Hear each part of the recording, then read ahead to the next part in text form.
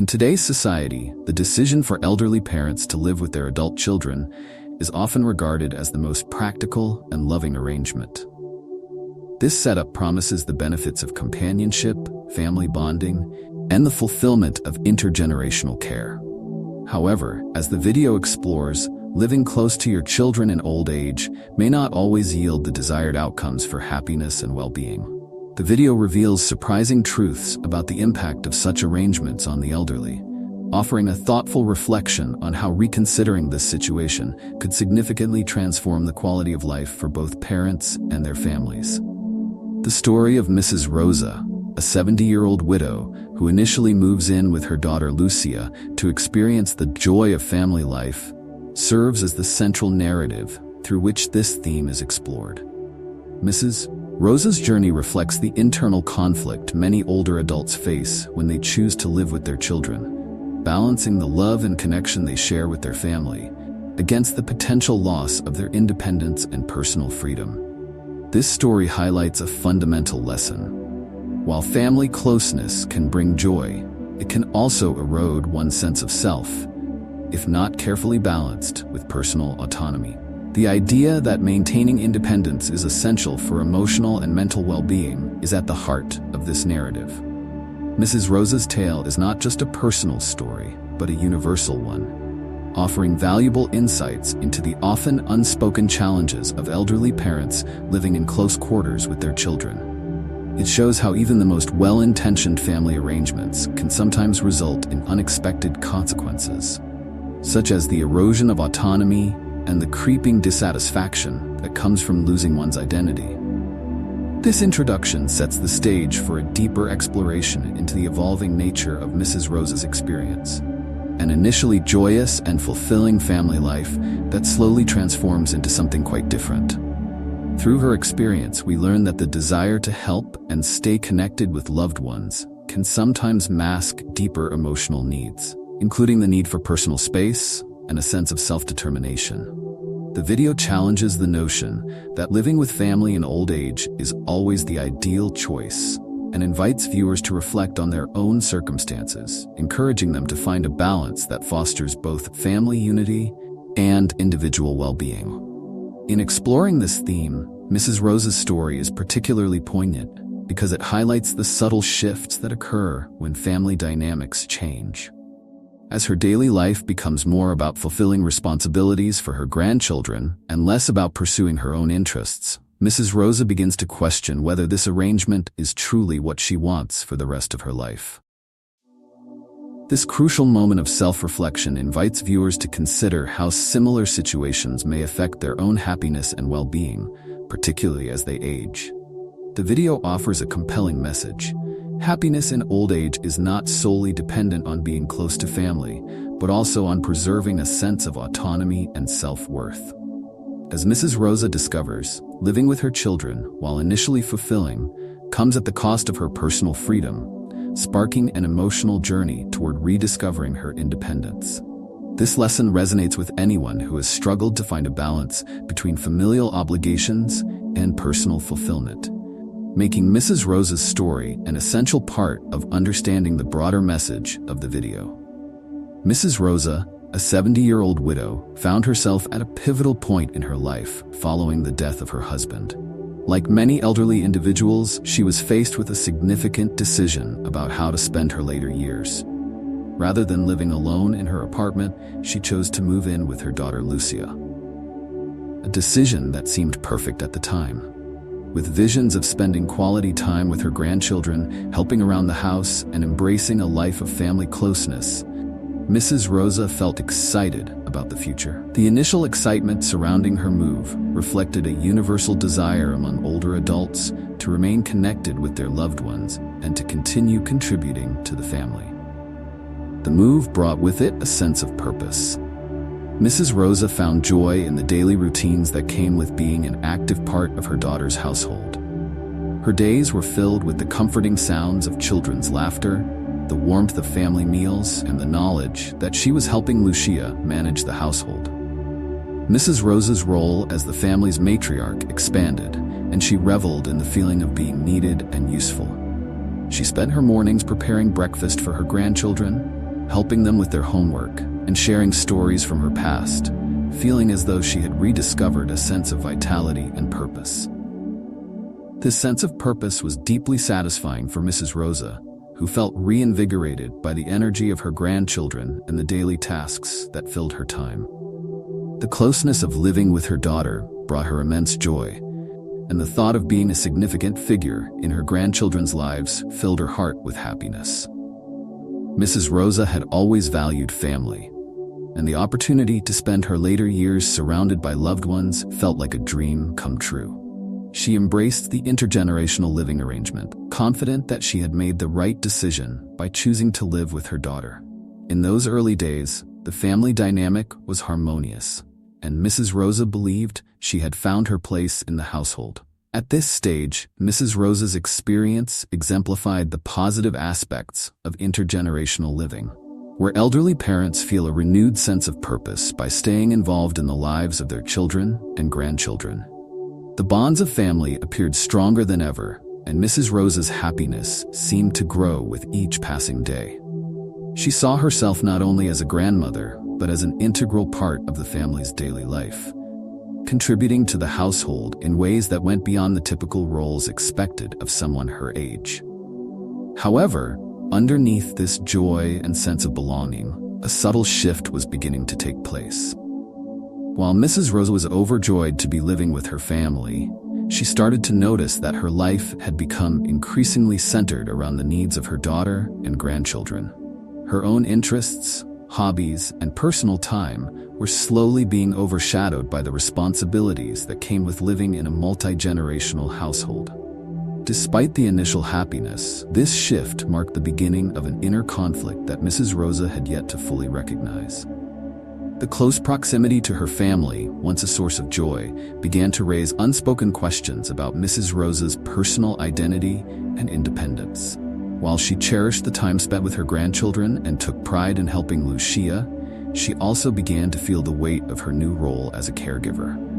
Mrs. Rosa's story at this point captures the delicate balance between family love and personal freedom, offering a glimpse into the complex emotions that often accompany intergenerational living. As time passed, Mrs. Rosa's once idyllic family life began to transform into something more structured and routine, a shift that would gradually affect her sense of fulfillment. What started as a joyful and engaging new chapter in her life slowly evolved into a series of repetitive daily tasks. Initially, Mrs. Rosa found great pride in helping her daughter Lucia manage the household, taking on tasks like preparing breakfast, helping the grandchildren with their homework, and cooking dinner. These tasks, while fulfilling in the beginning, soon began to dominate her daily routine, leaving her little time to focus on her own needs and desires. The subtle transformation from being a supportive family member to becoming an indispensable part of the household's functioning brought with it a sense of unease. While Mrs. Rosa continued to feel a deep love for her family and enjoyed the time spent with her grandchildren, she also started to feel as though her role had shifted into something more akin to an unpaid, full-time caregiver. This shift in her responsibilities began to weigh heavily on her, though she found it difficult to articulate these feelings, even to herself. After all, she loved her family. Wasn't this exactly what she had wanted when she decided to move in with them? As the months went by, Mrs. Rosa began to experience an internal conflict. On the one hand, she felt a sense of pride in being able to help her daughter and in staying actively involved in the lives of her grandchildren. On the other hand, she started to feel an increasing sense of fatigue and a nagging concern that something was missing. Despite the joy that came from family togetherness, Mrs. Rosa found herself longing for moments of quiet and personal time. Time to reflect, pursue her own interests, or simply rest without the constant demands of family life. Her days became more and more predictable, following a routine that offered little variation or space for personal reflection. Breakfast, homework, lunch, more homework, dinner, and then bedtime. It all became a cycle that left Mrs. Rosa feeling as though she was losing touch with her own sense of autonomy. The small pleasures she once took in reading a book, taking a leisurely walk, or simply enjoying a quiet moment of solitude began to fade from her life. Yet, she pushed these feelings aside, convincing herself that she was being selfish for wanting more time to herself. It wasn't until Mrs. Strayed, Rosa overheard a phone conversation between Lucia and a friend that she began to truly confront her feelings. Lucia, while expressing gratitude for her mother's help, casually mentioned how much the family relied on her to keep things running smoothly. While these words were meant as a compliment, Mrs. Rosa felt a twinge of discomfort. The idea that her presence had become a necessity, rather than a choice, left her feeling conflicted. She started to wonder whether she was truly living the life she wanted, or whether she had inadvertently sacrificed her independence in the process of caring for her family. The more Mrs. Rosa reflected on her situation, the more she began to feel the weight of her responsibilities. She thought back to her life before moving in with Lucia, how she used to have the freedom to choose how she spent her time, whether it was reading, traveling, or simply relaxing at her own pace. Now, those moments of personal freedom met. As Mrs. Rosa settled into her daughter Lucia's home, what initially felt like a dream soon revealed a more complex reality. The joy of being surrounded by family began to be overshadowed by the weight of expectations. Unbeknownst to Rosa, she was gradually slipping into what is referred to as the slave grandmother syndrome, a term that highlights the emotional and physical toll grandparents, particularly grandmothers, endure when they take on the role of unpaid caregivers for their grandchildren. This phenomenon describes a situation where grandmothers, who often step in to help raise their grandchildren, end up feeling burdened by the constant demands of caregiving. Rosa's experience aligned with this syndrome. Her love for her family was unquestionable, but the daily responsibilities placed on her began to take a toll. At first, Rosa was more than happy to help with the grandchildren, preparing meals and keeping the household running smoothly. However, over time, the occasional babysitting turned into a full-time role, leaving Rosa without a moment to herself. The emotional burden was compounded by the physical demands of caring for young children. Changing diapers, preparing meals, helping with homework, and ensuring the household ran smoothly began to drain Rosa's energy. Studies show that older adults who become primary caregivers often experience physical exhaustion, which can manifest in various ways, such as chronic fatigue, muscle strain, and sleep deprivation. Rosa's experience echoed this, as she found herself increasingly tired, with less energy for the things she once enjoyed. The exhaustion was not just physical, it was deeply emotional. Rosa found herself longing for the days when she could enjoy some peace and quiet, when she could indulge in her personal hobbies, or simply have the freedom to spend her time as she saw fit. But every moment seemed to be accounted for, as family obligations took precedence over her own desires. Society's expectations of women, especially older women, play a significant role in situations like Rosa's. The care ethic, a concept explored by psychologist Carol Gilligan, emphasizes how women are often socialized to prioritize the needs of others above their own. For many grandmothers like Rosa, helping their children and grandchildren is seen as a duty, almost a second nature. While family ties are strong and love is at the heart of this caregiving, the unspoken expectation is that their lives must revolve around their family's needs, leaving little room for personal fulfillment. This care ethic can lead to guilt when a grandmother like Rosa starts to feel the weight of her responsibilities. Society often does not acknowledge the emotional cost of this unpaid labor, and many grandmothers silently suffer through the strain of their caregiving roles. Rosa's situation reflects this societal norm, where grandmothers feel obliged to dedicate themselves to their families, often at the expense of their well-being. As the months wore on, Mrs. Rosa found herself increasingly questioning her sense of self. The vibrant, independent woman she once was seemed to be fading under the weight of her daily obligations. Rosa's growing frustration and feelings of worthlessness stemmed from the realization that her life, once filled with personal passions and social activities, had been reduced to a series of tasks dictated by the needs of her family. The paradox of seeking family warmth while losing personal identity became more evident as time went on. Rosa had moved in with her daughter Lucia seeking connection, closeness, and purpose. But the very closeness she cherished now felt like an invisible cage. She loved her grandchildren dearly and found joy in their laughter. Yet she could not shake the feeling that something vital was missing from her life. She had become grandma, and that title, while cherished, seemed to have consumed all other aspects of her identity. Lucia's unintentional criticism further fueled Rosa's feelings of inadequacy. What had started as gentle advice from her daughter, suggestions on how to better manage the household or the children's routines, began to morph into pointed criticisms.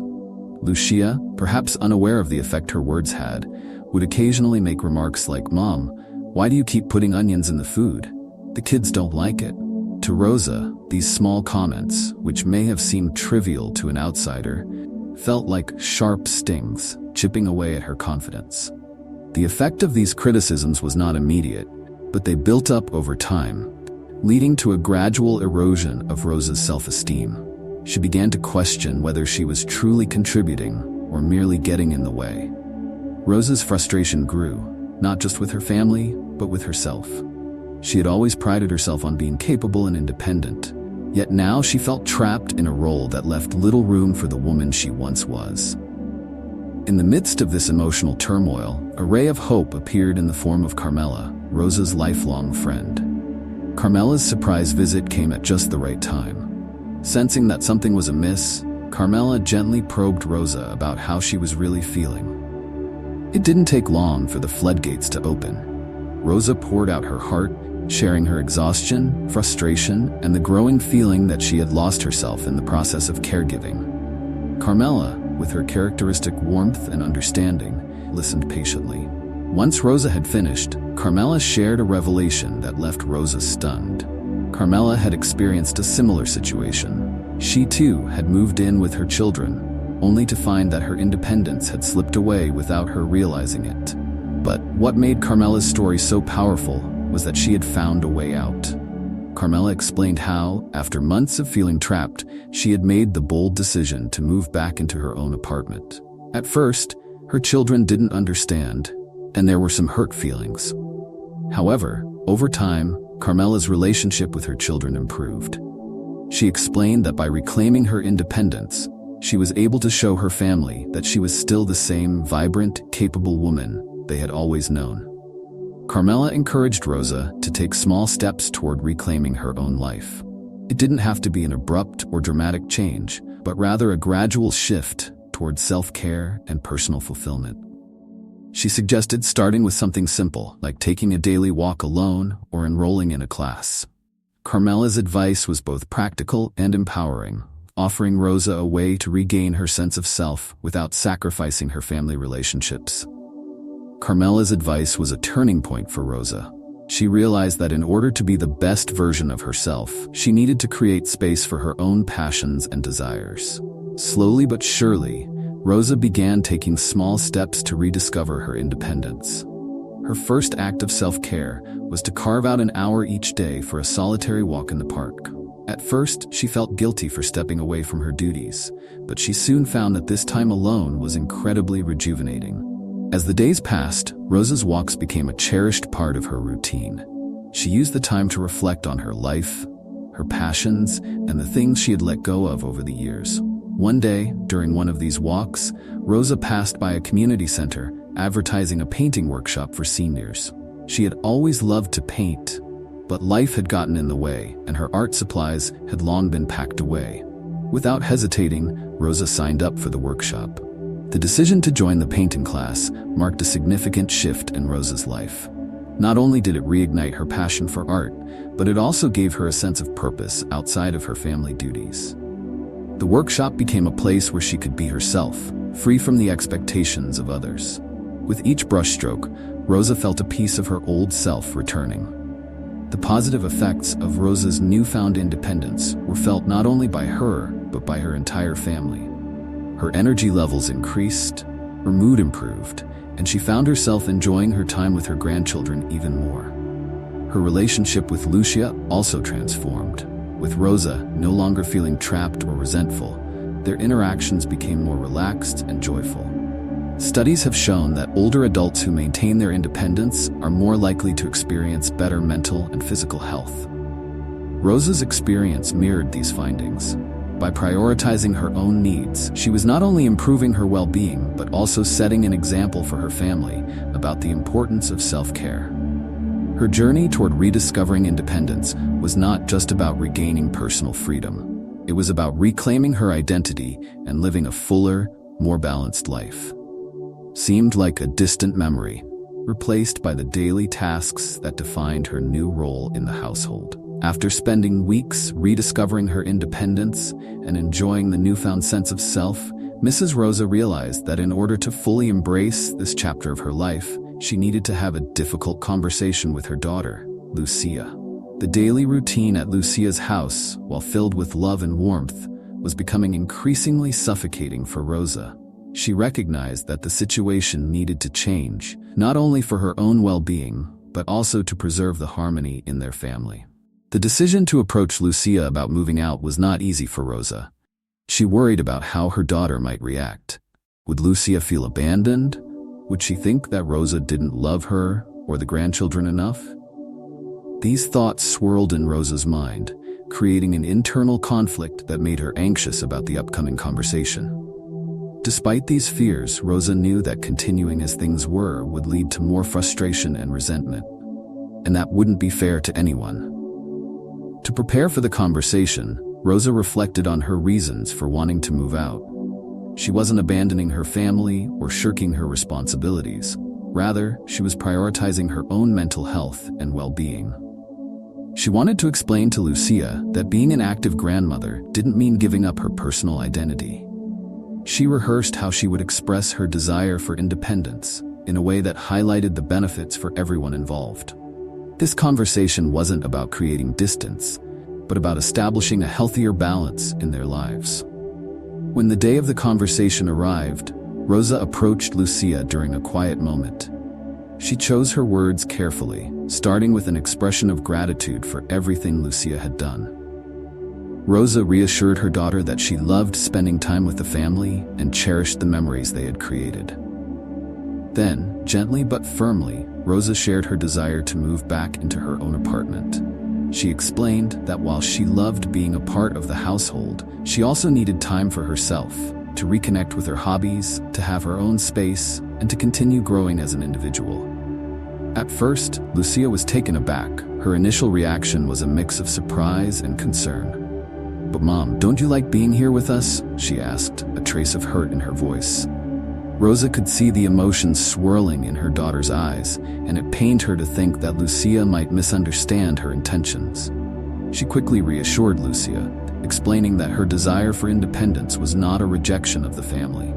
Instead, it was a way for her to be the best version of herself, a happier, healthier version who could still be actively involved in their lives, just with more personal space. Lucia listened intently as Rosa explained her feelings, and slowly, her concern turned to understanding. "I just want you to be happy, Mom," Lucia finally said, her voice softening. She admitted that she hadn't realized how overwhelming things had become for Rosa. They talked about how the lines between Rosa's role as a grandmother and her need for personal time had become blurred. The conversation, though difficult, opened a new level of understanding between them. By the end of their discussion, Lucia expressed her support for Rosa's decision. She acknowledged that it would take some time to adjust, but she was willing to help Rosa make the transition. Lucia even admitted that having a bit more space between them might make their time together even more meaningful. This open communication allowed both mother and daughter to address their concerns honestly, paving the way for a healthier dynamic moving forward. The conversation highlighted the importance of open communication in maintaining family relationships. Without it, feelings of frustration and resentment can build up, leading to misunderstandings and strained connections. Rosa's willingness to address the issue directly, coupled with Lucia's openness to listen, helped preserve their bond.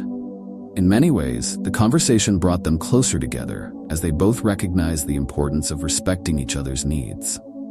Rosa's decision to move out was not just about her independence. It was about finding balance and ensuring that their relationship remained strong. The day Mrs. Rosa moved into her own apartment was a bittersweet one.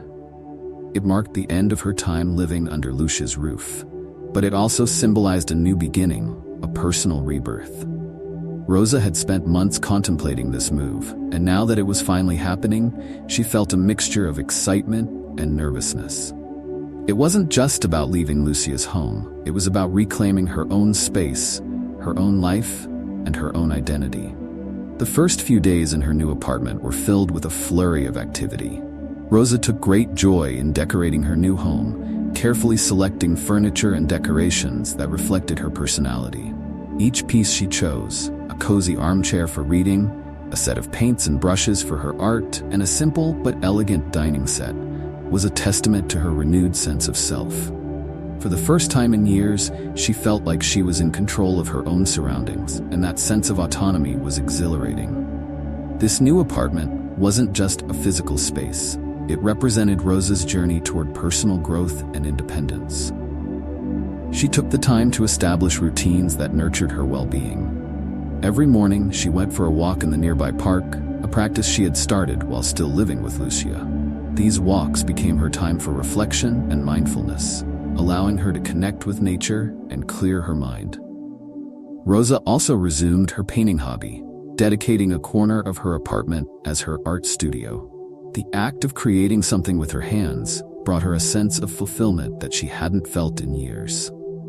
As Rosa settled into her new life, she found that her relationships with her family began to improve as well. The distance allowed her to be more present and engaged when she spent time with Lucia and the grandchildren. Without the constant pressure of daily caregiving, Rosa was able to enjoy her role as a grandmother without feeling overwhelmed. She would visit Lucia's house on weekends, bringing baked goods or new paintings to share with the family. The grandchildren would rush to greet her, and Rosa relished these moments of joy, knowing that she had found a balance between being there for her family and taking care of herself. Lucia, too, noticed the positive changes. She had been concerned that Rosa moving out would create a distance between them, but instead, it had brought them closer. The space allowed both women to appreciate each other's company more fully. Their conversations were no longer centered around household chores or daily tasks. Instead, they talked about Rosa's art, her walks in the park, and the books she was reading. Lucia saw her mother thriving in her new environment, and it brought her a sense of relief and happiness. She had worried about Rosa feeling lonely or isolated, but it was clear that Rosa was embracing her independence and finding joy in her new life. Rosa's move into her own apartment also opened up new social opportunities. She began attending community events, art classes, and book clubs, meeting people her own age who shared her interests. These new friendships enriched her life, providing her with a social network that extended beyond her family. Rosa felt more connected to her community, and this sense of belonging further strengthened her emotional well-being. Looking back on her journey, Rosa realized how far she had come. What had started as a difficult decision, moving out of her daughter's home, had transformed into one of the most rewarding experiences of her life. She had rediscovered her passions, regained her sense of self, and cultivated healthier relationships with her family. The move wasn't just about finding a new place to live, it was about embracing a new way of life, one where her independence and identity were at the forefront. In conclusion, Rosa's story is a powerful reminder of the importance of self-care and personal growth at any stage of life. By choosing to prioritize her own needs, Rosa was able to create a more fulfilling life for herself while also maintaining strong family ties. Her journey shows that independence and family connection are not mutually exclusive. In fact, when balanced properly, they can complement each other, leading to a richer, more satisfying life. Rosa's new beginnings were not just about finding a new home. They were about rediscovering who she truly was and embracing the possibilities that lay ahead.